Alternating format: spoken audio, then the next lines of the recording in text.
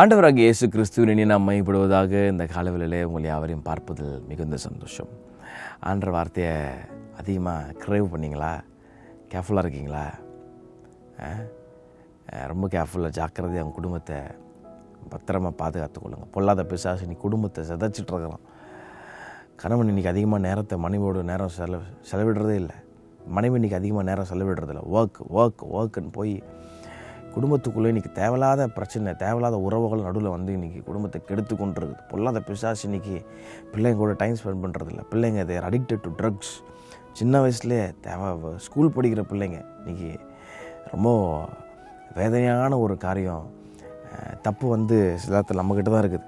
குடும்ப தலைவர்கிட்ட, குடும்ப தலைவிக்கிட்ட தப்பு சில நேரத்தில் அங்கே தான் இருக்குது. அதெல்லாம் பார்க்கலன்னா பிள்ளைங்க வேறு ட்ராக்கில் போயிடுவாங்க, கணவன் வேறு ட்ராக்கில் போயிடுவார், நீங்கள் வேறு ட்ராக்கில் போயிடுவீங்க. இன்றைக்கி குடும்பத்தை பொல்லாத பிசாசு சிதைச்சிட்ருக்கா. All needs a small gap. ஒரு சின்ன கேப் வந்தால் போதும். ஆமாம், புரியுது பிரதர். என்ன பிரதர், நாங்கள் வந்து குடும்பத்தை பார்க்க தான் பிரதர் நாங்கள் வந்து கஷ்டப்படுறோம், குடும்பத்தை பார்க்க தான் நாங்கள் வந்து இவ்வளோ ஓடி உழைக்கிறோம், எல்லாம் புரியுது. ஆனால் ஃபைனலி குடும்பம் போயிடுச்சுன்னா, அதனால் வந்து ஏசப்பாவுடைய ஃபார்முலா என்றைக்குமே முதல்ல ஏசப்பா, head of the family Jesus Christ. ரெண்டாவது கர்த்தர் ஃபேமிலி வச்சுருக்கிறார். மூணாவது தான் கர்த்தர் சர்ச் மினிஸ்ட்ரி வச்சுருக்கிறார். இது எங்கே வேணால் உல்ட்டா பண்ணிங்கனாலும் காலி. இது மூணுத்தையும் எங்கே வேணால் உல்ட்டா பண்ணிங்கனாலும் காலி, வாழ்க்கை காலி. இன்றைக்கி கூட இந்த மேரியோடைய வாழ்க்கையிலேருந்து கற்றுக்க போகிறோம் ஒரு மூணாவது காரியம். ஆம்ப்ளிஃபைடு இங்கிலீஷ் பைபிளில் பாருங்கள், 40ஆம் வசனம், லூக்கா 10:40. But Martha overly occupied and too busy was distracted with much serving. நான் சொன்னது ஓவர் ஆக்கியபைடு, ஓவர் பிஸி. சில பேர் பார்த்தா சந்தோஷமாக இருக்க மாட்டான். பட் மைண்டில் எதாவது ஒன்று போட்டு யோசிச்சுட்டே இருப்பாங்க. மைண்டில் எதாவது ஒன்று போட்டு யோசிச்சுட்டு எதாவது ஒன்று நினச்சிட்டு சந்தோஷம் சமாதானம் இருக்காம ஆண்டவர் வந்து சொன்னார், ஏன்பா நாளைய குறித்து கவலைப்படாத, நாளை உன் கையில் இல்லையாப்பா அப்படின்ட்டார். நாளை குறித்து கவலைப்பட்டு கலங்கி ரொம்ப இந்த மார்த்தாள் பாருங்க, பிபியெல்லாம் ஏறி போய் ரைஸ் ஆகி அந்த அம்மாவுக்கு ஒன்றுமே, அந்த அம்மா டென்ஷனை ஏசப்பாவை கத்திரிச்சு போயிட்டு. ஆனால் அந்த நேர் ஆப்போசிட் இந்த மேரி, அந்த அம்மாவுக்கும் இந்த பிரச்சனை இருக்குதான்னு கேட்டிங்கன்னா இருந்துச்சு. ஏசப்பா வந்தார், சேவ் பண்ணோம், அந்த அம்மாவுக்கு டிஸ்டார்ட் ஆகிருக்கும். ஏன்னா இந்த அம்மா மாத்தா போய் டிஸ்ட்ராக்ட் பண்ணுது, போயிட்டு கத்துது போட்டு எல்லாம். இருந்தாலும் மேரி கிரேவ்ட் ஃபார் காட்ஸ் வேர்ட். ஏன்னா மேரிக்கு தெரியும், இவருடைய வார்த்தை மட்டும்தான் என் ஆத்மாவை தேட்டும், இவருடைய வார்த்தை மட்டும்தான் என் ஆத்மாவுக்கு பிரயோஜனமாக இருக்கும். அதனால் என்ன நடந்தாலும் பரவாயில்ல, ஏசப்பா வந்தது ஓகே சூப்பர், ஆனால் சர்வ் பண்ணுறதை காட்டிலும் எனக்கு அவர் பாதத்தில் உட்காந்து சர்வ் பண்ணுறது எனக்கு ரொம்ப முக்கியம் அப்படின்னு அதை உணர்ந்த நம்ம she craved for God's word. She craved, திருவசனத்தை அவங்க அதிகமாக விரும்பினாங்க. ரெண்டாவது, she was very careful. Martha கேர்ஃபுல்லாக இல்லாமல் டிஸ்ட்ராக்டடாக.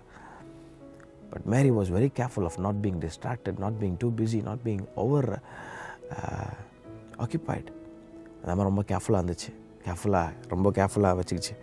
ஆக்கிபைட், டிஸ்ட்ராக்ட் ஆகக்கூடாது, ஓவர் பிஸி ஆகக்கூடாது. ஆண்டர்ப்பா தான் முக்கியம். Though she had many distractions. மூணாவது ரொம்ப காரியத்தை இன்றைக்கி ஆண்டர் அழகாக கற்றுக் கொடுக்க போகிறாரு. Mary chosen the feet of the Lord. 42ஆம் வசனத்தில் ஏசப்பா சொல்கிறார், தேவையானது ஒன்றே, மரியாள் தன்னை விட்டு எடுபடாத நல்ல பங்கை தெரிந்து கொண்டாள். மூணாவது நான் சொல்கிறேன், she chose the feet of the Lord. Though Mary had a lot of choices around her, she chose the right thing. She chose the one thing. நிறைய நமக்கு ஆப்ஷன்ஸ் இருந்துச்சு. போனால் போய் வேலை செஞ்சுருக்கலாம். அந்த மாத்தா அம்மா வந்து கத்துனதுக்கு போய் வேலை செஞ்சுருக்கலாம். she had choices. நிறைய சாய்ஸ். இன்றைக்கி வேர்ல்டில் நிறைய சாய்ஸ் இருக்குல்ல, இதெல்லாம் அது, அதெல்லாம் அது, இந்த வேலை இல்லை இந்த வேலை.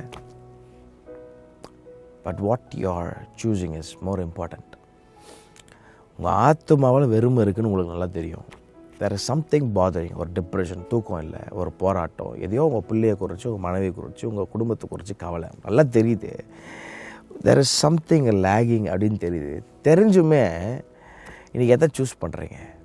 இன்றைக்கி வேறு எங்கெங்கெல்லாம் ஓடும், போயிட்டு கவுன்சிலிங்லாம் போய் கேட்போம். அதெல்லாம் வேஸ்ட்டு. கவுன்சிலிங் கேட்குற ஒரே இடம் தேவ பிரச்சனை தான். மரியாள் தன்னை விட்டு எடுபடாத நல்ல பங்கை தெரிந்து கொண்டாள். She choose the right thing. ஏன்னா மேரிக்கு தெரியும் இவர் மட்டும்தான், இவர் வாயிலேருந்து புறப்படுற ஒவ்வொரு வார்த்தை தான்ப்பா என்னை மாற்றும்.